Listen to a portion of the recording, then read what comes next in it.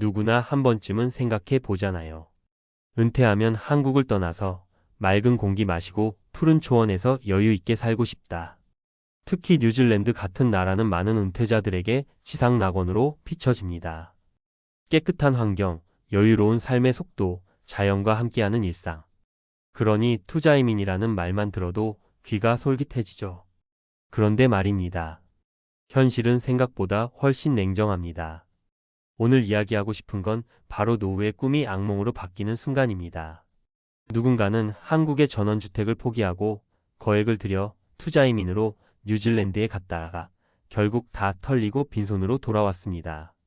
그게 남의 일이 아닙니다. 은퇴를 앞두고 있거나 이미 은퇴하신 분들 중에도 나도 해외로 가야 하나 고민하는 분들이 많아서 이 이야기를 꼭 나누고 싶어요. 첫 번째 사례를 들어볼까요? 65세의 이모 씨 부부는 30년 직장 생활로 모은 퇴직금 7억 원을 쥐고 있었습니다. 한국에서 전원주택을 짓고 살까 고민하다가 지인이 권한 뉴질랜드 투자이민 설명회를 들었죠. 3억만 투자하면 영주권이 나오고 평생 복지 혜택 누리며 살 수 있다는 말에 혹했습니다. 한국 전원주택도 땅값만 2억이 넘는데 뉴질랜드 시골에서 목장 같은 집을 짓고 살 수 있다는 달콤한 제안이었죠. 하지만 이민 컨설팅 업체의 장밋빛 계획은 현실과 달랐습니다. 투자금은 현지 농업법인 지분 참여 형태로 묶였는데 실제 수익 배당은커녕 파산 위기에 처했고 이 씨 부부는 자산을 회수할 길이 없었습니다.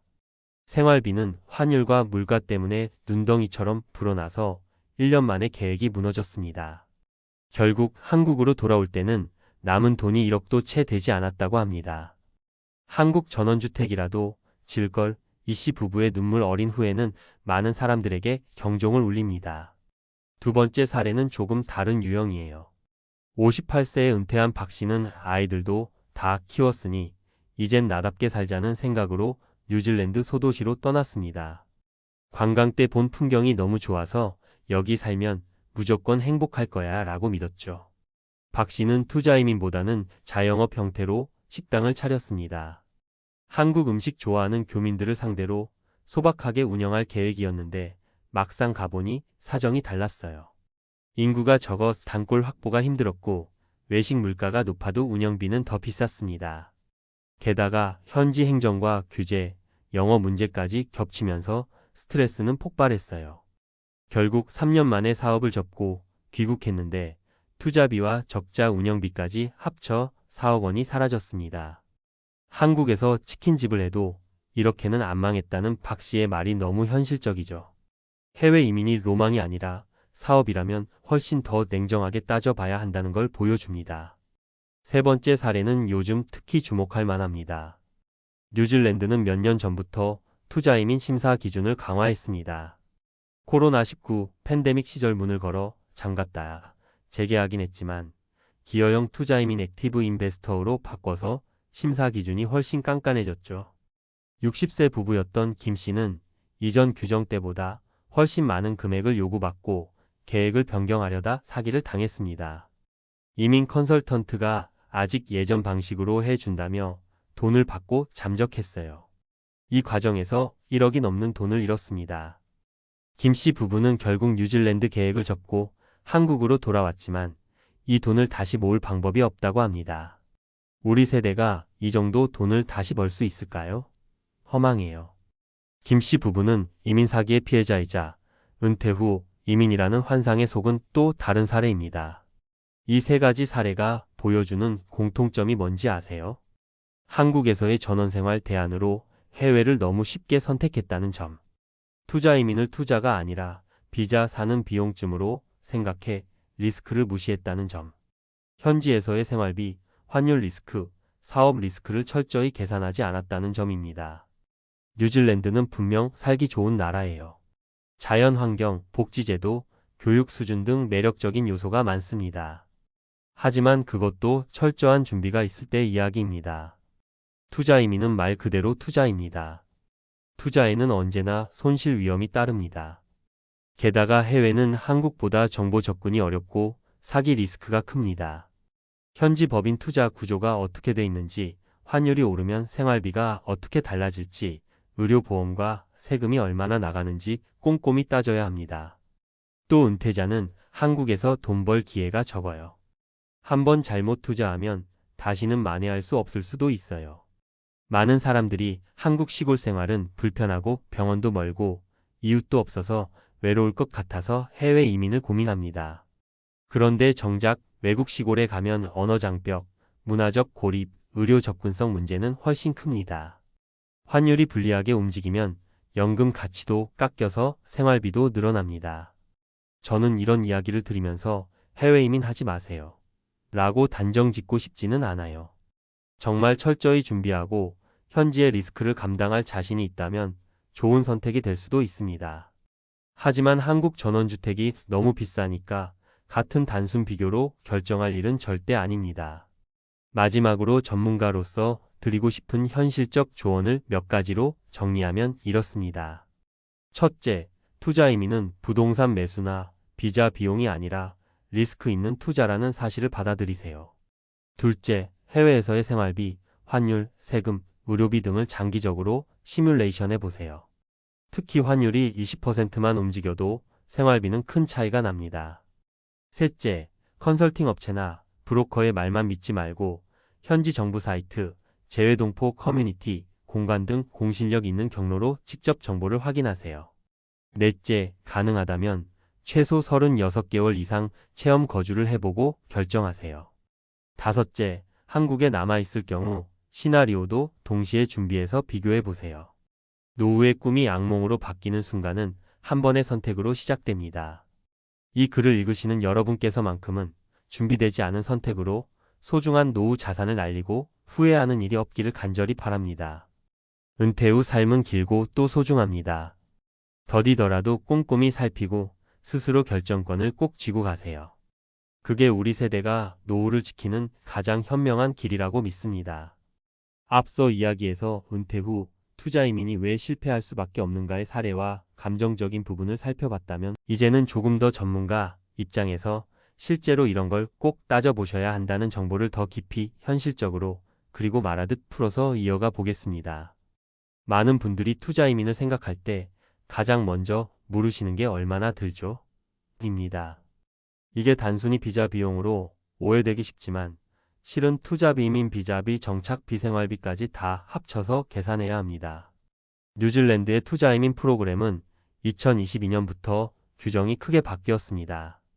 예전에는 3억 10억 원 정도만 넣으면 됐던 시절이 있었는데 이제는 액티브 인베스터 플러스라는 이름으로 최소 약 500만 뉴질랜드 달러 약 40억 원 이상의 기여형 투자가 사실상 기준이 됐어요. 물론 일부 금융 투자는 비중을 줄여서 넣을 수 있지만 부동산은 이제 투자이민 계산에서 제외되죠. 그러니까 최근에는 대부분 중산층 은퇴자는 사실상 자격이 안 된다고 보시면 됩니다. 그런데 문제는 이민 컨설팅 업계 일부가 여전히 옛 규정을 언급하면서 방법이 있다라며 꼬드긴다는 거예요. 제가 직접 상담한 사례 중에도 컨설턴트가 10억이면 된다고 해서 한국 집 팔았다는 분이 있었습니다. 정작 이민성에 확인하면 현재는 안 됩니다. 또 하나 생활비 문제. 많이들 뉴질랜드 물가가 한국보다 조금 비싸다고 생각하는데 실제로는 도시에 따라 한국의 1.5배, 2배도 나옵니다. 특히 외국인이 처음 정착할 땐 렌트비가 큰 부담이에요. 웰링턴, 오클랜드 같은 주요 도시는 평균 주택 임대료가 월 300만 원 이상이 흔합니다. 전원마을이라고 싸냐? 아닙니다. 시골은 렌트는 좀 저렴해도 교통이 불편하고 의료 접근성이 떨어집니다. 게다가 차량 유지비, 난방비가 훨씬 비쌉니다. 전문가로서 권하는 방법은 꼭 이민을 고민하신다면 최소 6개월 정도 단기로 살아보세요. 렌트 계약도 단기로 하고 직접 장을 보고 병원을 가보고 지내면서 내 연금, 내 자산으로 과연 유지가 되는가를 실제로 확인해야 합니다. 다음은 투자 구조의 문제입니다. 많은 한국 분들이 투자 이민을 비자 사는 비용 정도로 가볍게 생각하는데 사실은 리스크 있는 투자예요. 예전 규정에서조차 돈을 뉴질랜드 정부가 보장하는 게 아니라 정부가 정한 기준 투자처에 넣으라는 거였습니다. 농업법인, 스타트업 펀드, 회사채 등 다양한데 현지 업체가 부도나면 투자금이 날아갑니다. 제가 자문했던 한 케이스에서는 한국 투자자가 5억을 스타트업 펀드에 넣었다가 회사가 청산되면서 70% 손실을 봤어요. 문제는 한국처럼 소송으로 쉽게 회수하기가 거의 불가능하다는 점이에요. 언어 장벽, 법 체계 차이 비용 때문에 개인이 대응하기 어렵습니다. 그래서 권하는 건 이민 투자금은 비자 비용이 아니라 고위험 투자 자금이라는 마음가짐으로 접근하셔야 한다는 겁니다. 또 한 가지 중요한 건 환율 리스크입니다. 예를 들어 뉴질랜드 달러가 800원일 때 연금을 송금했다면 300만 원 보내면 3,750달러였는데 환율이 950원으로 오르면 3,150달러로 줄어듭니다. 생활비가 큰 폭으로 오르는 거죠. 환율 해지 상품도 있지만 비용이 듭니다. 그래서 권장드리는 건 연금으로 생활하려는 분들은 환율이 오를 가능성까지 시뮬레이션해 보셔야 해요. 또 의료비 문제도 간과하면 안 됩니다. 뉴질랜드의 공공의료는 훌륭하다는 인상이 강하지만 사실 영주권을 얻어도 무료가 아닙니다. 지피주치의 진료가 4,070달러 36만원, 전문의는 200달러 16만원 이상가 기본이에요. 수술이나 검사 대기는 6개월, 1년도 걸립니다. 사설 보험을 들면 매달 1,030만원 정도가 또 나갑니다. 한국보다 싸거나 비슷하겠지 했다가 깜짝 놀라서 귀국하는 분들이 많아요. 그리고 또 한 가지 실전 팁? 투자 이민이나 정착 계획을 세울 때는 반드시 플랜 B를 준비하세요. 예를 들어 현지 투자에 실패하면 내가 한국에서 월세를 얻어 살 수 있는 돈은 남길 것인가? 환율이 불리하게 움직여도 10년은 버틸 자금이 있는가? 이 질문에 답이 안 되면 정말 위험합니다. 또 정보 출처를 꼭 점검하세요. 이민 컨설팅 업체 말만 믿지 말고 뉴질랜드 이민성 공식 웹사이트, 현지 변호사나 회계사, 한인 커뮤니티의 경험담을 다각도로 확인해야 합니다. 그리고 투자 이민은 태비자라는 오해도 버리셔야 해요. 뉴질랜드에는 은퇴자, 비자도 따로 있지만 자산 요건이 엄청 높고 매년 재심사도 까다롭습니다. 즉 편하게 살려면 자산이 아주 충분해야 해요. 마지막으로 한마디 더. 은퇴 후 이민의 최대 리스크는 되돌리기 어렵다는 겁니다. 한국 시골에서 전원 생활이 답답할까봐, 병원이 멀까봐 두려워서 해외로 눈을 돌리지만 해외는 언어 장벽, 문화적 고립, 정보 비대칭, 환율 리스크가 훨씬 더 큽니다. 그래도 난 해보고 싶다고 하신다면 절대 말리지 않아요. 다만 철저히 계획하고 시뮬레이션해 보시길 바랍니다. 내 자산이 내 노후가 내 건강이 걸린 문제니까요. 혹시라도 이 글을 보고 계신 분이 뉴질랜드나 다른 나라 이민을 고민 중이라면 꼭 다시 한번 엑셀 열어서 생활비 시뮬레이션 해보고 부동산 매각 여부도 신중히 결정하시고 전문가의 23중 검증을 거쳐서 선택하세요. 꿈은 멋지되 준비는 냉정해야 합니다. 그게 노후의 악몽을 막는 가장 확실한 방법입니다.